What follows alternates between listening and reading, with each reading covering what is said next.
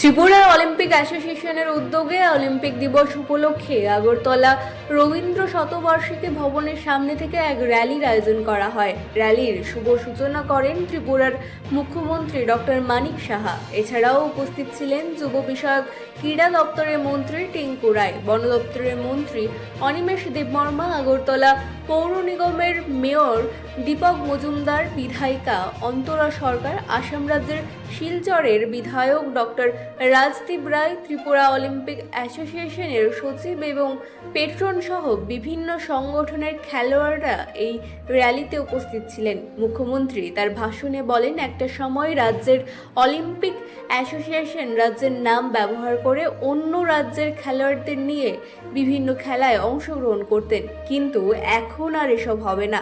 রাজ্যের প্রকৃত খেলোয়াড়রাই এখন এই বিভিন্ন ইভেন্টে অংশগ্রহণ করতে পারবেন।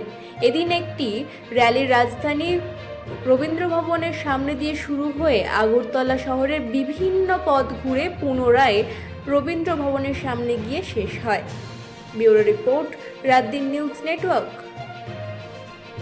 এই ত্রিপুরা অলিম্পিক অ্যাসোসিয়েশন নিয়ে আমরা সবাই জানি যে কিভাবে তার একটা পুনর্জন্ম হয়েছিল এবং এর জন্য আইনের থেকে আরম্ভ করে বিভিন্ন যেসব ইনস্টিটিউশনগুলো আছে, এটা দীর্ঘ যুদ্ধের পর আজকের এই সিচুয়েশনটা এখানে এসেছে।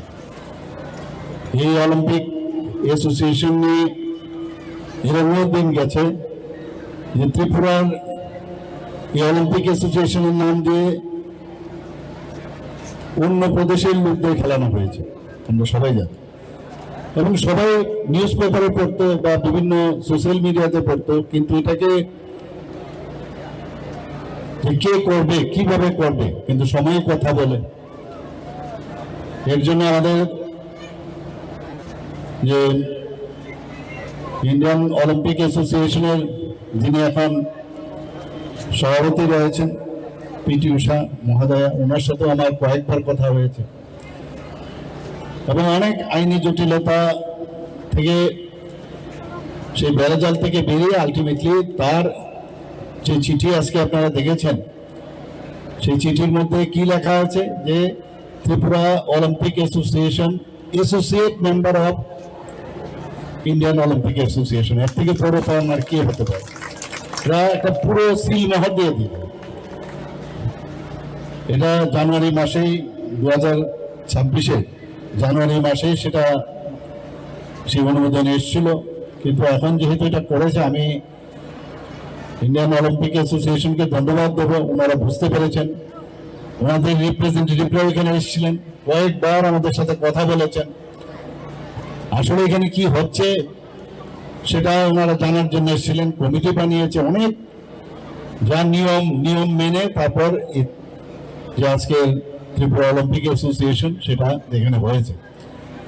এবং আমি মাননীয় আমাদের স্পোর্টস মিনিস্টার শ্রী টিঙ্কু রায় মহোদয়কে আমি ধন্যবাদ দেব।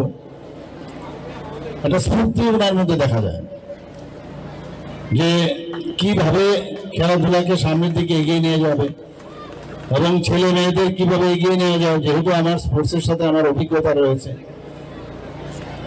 নিজেও আমি স্পোর্টসের মাঠে ছিলাম, তো উনি আমার থেকে মাঝে মাঝে আমার অ্যাডভাইস নিত। আমি আমার যথাসাধ্য চেষ্টা করেছি ওনাকে সে অ্যাডভাইস দেওয়ার, এবং মোটামুটি যা যা অ্যাডভাইস দিয়েছি ওনার সাথে আলোচনার মাধ্যমে আমরা ডিসিশন নেই যখনই যে জায়গায় হয়। ইভেন এমন ঘটনা আপনারা সবাই জানেন, বারবার আমি বলবো যে একজন ফুটবল প্লেয়ার,